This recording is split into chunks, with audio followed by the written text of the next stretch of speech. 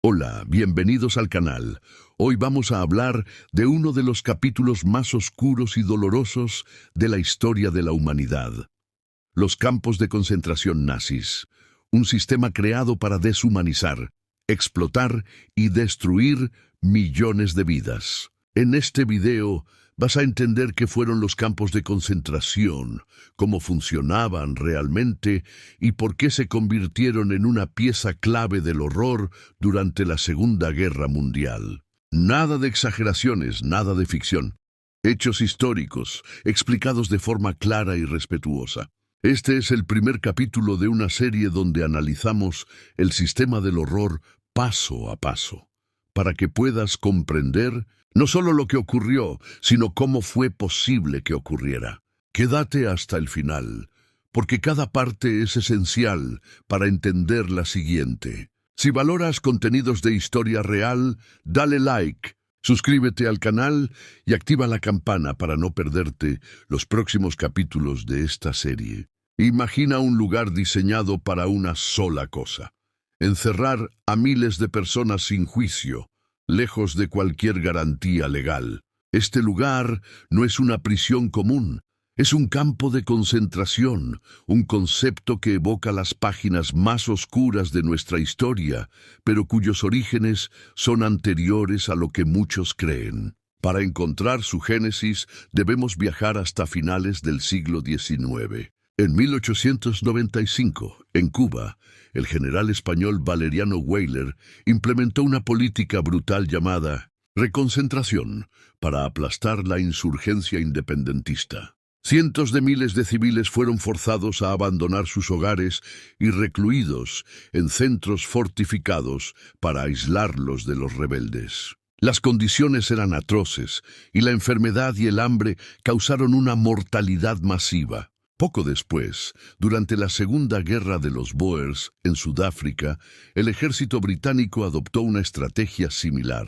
Para cortar el apoyo a las guerrillas bóeres, crearon lo que llamaron campos de concentración, donde internaron a más de 100.000 mujeres y niños. Aunque su propósito no era el exterminio sistemático, la negligencia, la escasez de alimentos y la falta de higiene provocaron la muerte de más de 26.000 personas, sentando un precedente funesto y acuñando un término que resonaría con horror en el futuro. Si bien el siglo XIX nos dio el concepto, fue el siglo XX el que lo llevó a su expresión más terrorífica.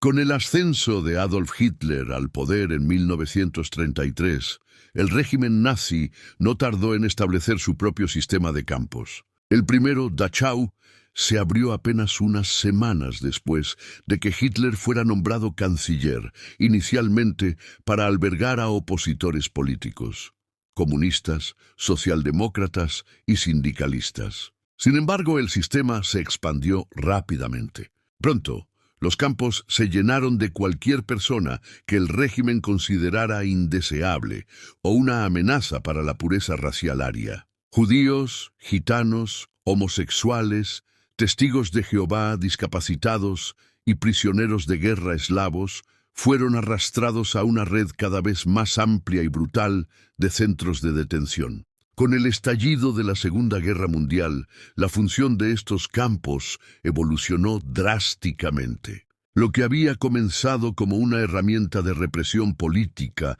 y trabajo forzado se transformó en una maquinaria industrial de muerte. A partir de 1941, en el marco de la solución final, se crearon campos de exterminio como Auschwitz-Birkenau, Treblinka y Sobibor, diseñados específicamente para el asesinato en masa. La deshumanización alcanzó su clímax en las cámaras de gas, convirtiendo estos lugares en el símbolo máximo de la barbarie humana. Pero el horror de los campos de concentración no terminó con la derrota del nazismo en 1945. El modelo persistió y se replicó en diferentes contextos ideológicos a lo largo del globo. El ejemplo más colosal fue el sistema de gulags en la Unión Soviética.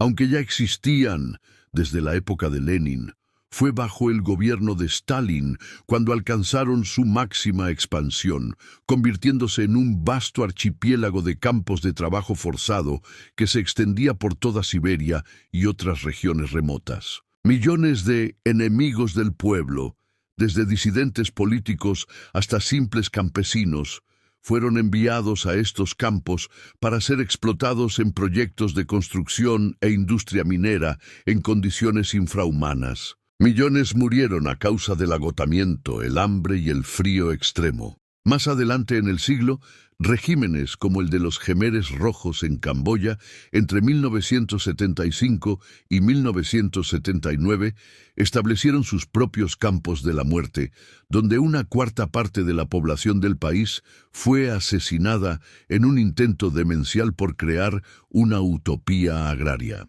Estos ejemplos demuestran que la lógica del campo de concentración no fue exclusiva de una sola ideología, sino una herramienta terrible al servicio de distintos totalitarismos. La historia de los campos de concentración es una cicatriz imborrable en la conciencia de la humanidad. Desde la reconcentración en Cuba hasta los gulags y Auschwitz, cada campo representa una advertencia universal sobre los peligros de la deshumanización, el odio y el poder sin control. Recordar no es solo un acto de homenaje a las víctimas, es una responsabilidad activa. Los memoriales, los museos y los testimonios de los supervivientes son faros que nos guían para reconocer las señales de alarma en nuestro propio tiempo. Nos recuerdan que la indiferencia y el silencio son cómplices de la atrocidad y que la defensa de los derechos humanos y la dignidad de cada individuo es la única barrera real para evitar que la historia se repita. Olvidar sería permitir que la sombra de esos alambres de espino se proyecte de nuevo sobre nuestro futuro. Los campos de concentración nazis no eran simplemente prisiones, eran sistemas complejos y meticulosamente organizados, diseñados para la explotación y el exterminio. Detrás del horror visible operaba una fría maquinaria burocrática. Cada campo estaba dirigido por un comandante, pero el verdadero poder residía en sus departamentos. La sección política, a menudo personal de la Gestapo, controlaba la vida y la muerte, gestionando los registros, el espionaje y las ejecuciones. La administración del campo gestionaba la logística del terror, desde el alojamiento superpoblado hasta la distribución de raciones insuficientes. A la llegada, los prisioneros enfrentaban la selección. Médicos y oficiales de las SS decidían en segundos quién era apto para el trabajo forzado y quién era enviado directamente a la muerte. Los considerados útiles eran despojados de su identidad, tatuados con un número y absorbidos por el sistema de trabajos forzados. Trabajaban hasta la extenuación en fábricas, minas y proyectos de construcción, alimentando la maquinaria de guerra nazi. Para millones, el destino final eran los campos de exterminio, como Auschwitz-Birkenau. Aquí, la eficiencia burocrática alcanzó su punto más atroz, con cámaras de gas y crematorios operando a escala industrial. El sistema de los campos fue una estructura de horror calculada, donde la burocracia y la ideología se unieron para perpetrar un genocidio. En un lugar donde la nieve cae en silencio sobre el alambre de espino, se alza un letrero que proyecta una sombra eterna en la historia de la humanidad. Arbeit macht frei, o el trabajo os hará libres. Este no es un lugar cualquiera, es Auschwitz, un nombre que se ha convertido en sinónimo del horror más profundo y de la capacidad humana para la crueldad sistemática. A través de sus barracones vacíos y sus vallas desoladoras, viajaremos en el tiempo para desentrañar la historia de este campo de concentración y exterminio, un recordatorio sombrío de lo que nunca debe olvidarse.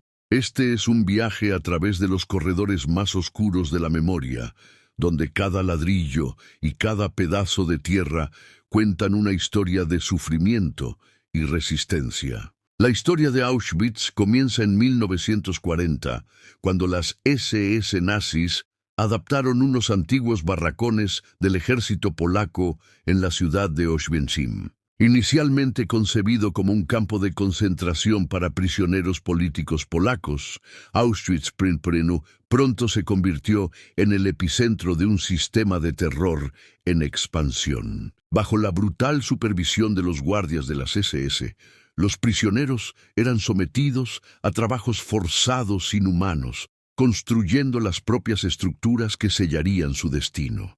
En junio de 1940 llegó el primer transporte de prisioneros, marcando el inicio de una era de sufrimiento inimaginable.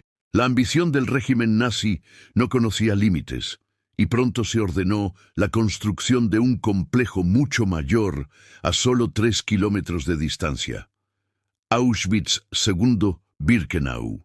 Este nuevo campo fue diseñado con una eficiencia escalofriante, no solo para albergar prisioneros, sino para convertirse en el principal centro de exterminio masivo del Tercer Reich, un vasto complejo de muerte a escala industrial. Con la expansión a Birkenau, Auschwitz se transformó en una maquinaria de muerte meticulosamente organizada. Día y noche, los trenes de ganado llegaban a la infame rampa, transportando a cientos de miles de judíos, romaníes, prisioneros de guerra soviéticos y otras víctimas de toda Europa. A su llegada se producía la selección. Oficiales de las SS, con un simple gesto, decidían quién viviría para trabajar y quién sería enviado directamente a la muerte.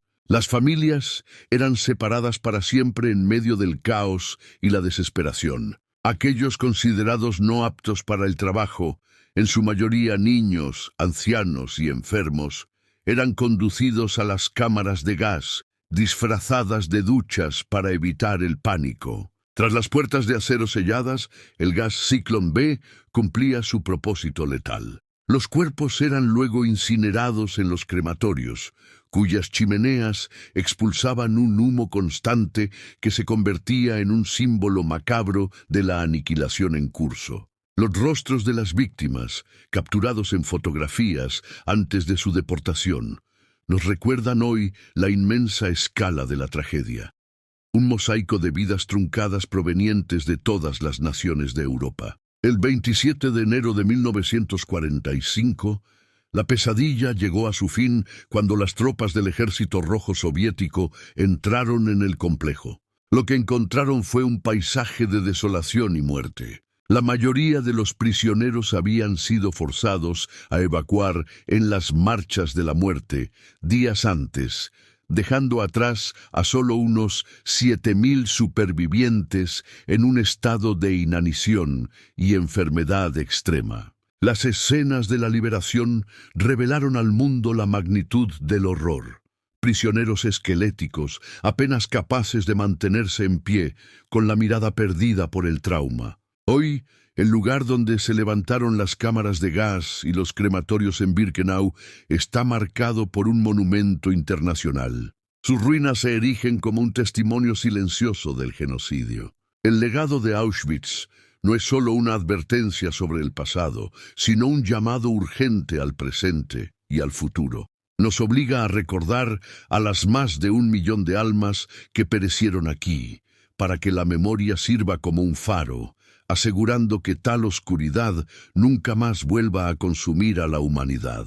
En el corazón de la Polonia ocupada, la maquinaria nazi de la solución final dio origen a su forma más letal, los campos de exterminio. Dentro del marco de la Operación Reinhard, Treblinka y Sobibor fueron diseñados no para encarcelar, sino para aniquilar. Su único propósito era el asesinato en masa, a una escala industrial nunca antes vista. Treblinka, operativo desde julio de 1942, se convirtió en uno de los epicentros del Holocausto.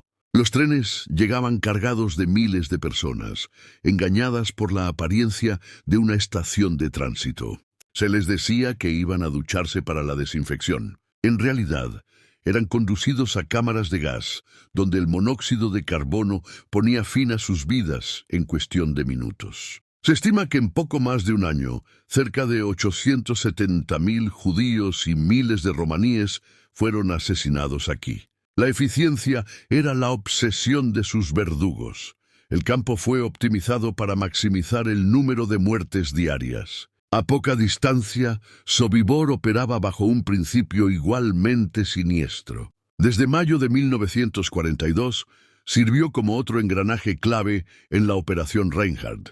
Las víctimas eran forzadas a recorrer un camino cercado, cínicamente llamado el tubo, que los llevaba directamente a las cámaras de gas. Ancianos y enfermos eran apartados y ejecutados de inmediato.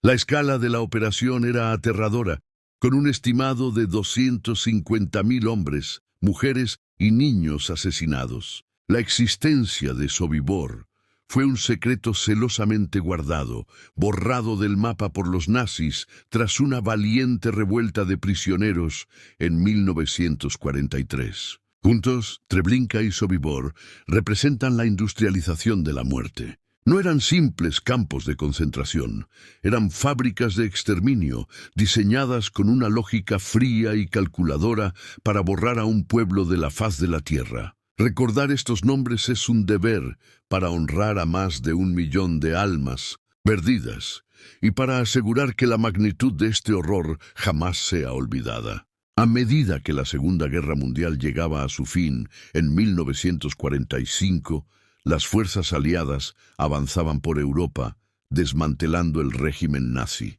Pero nada podría haberlos preparado para lo que estaban a punto de descubrir.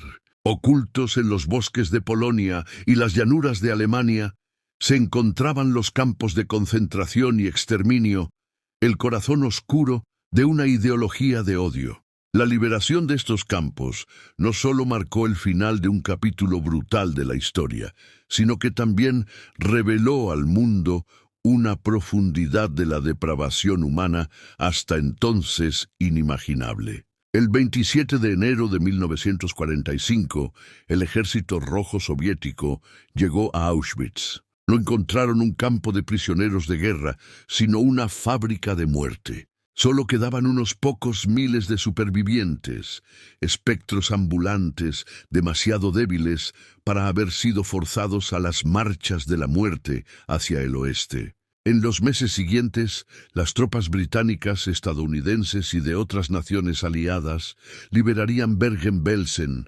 Dachau, Buchenwald y muchos otros. Cada liberación era un nuevo descenso al infierno. Los soldados, curtidos en 1000 batallas, se encontraron con escenas que desafiaban toda descripción, pilas de cuerpos sin enterrar, supervivientes que no eran más que esqueletos cubiertos de piel, y el hedor de la muerte y la enfermedad que lo impregnaba todo.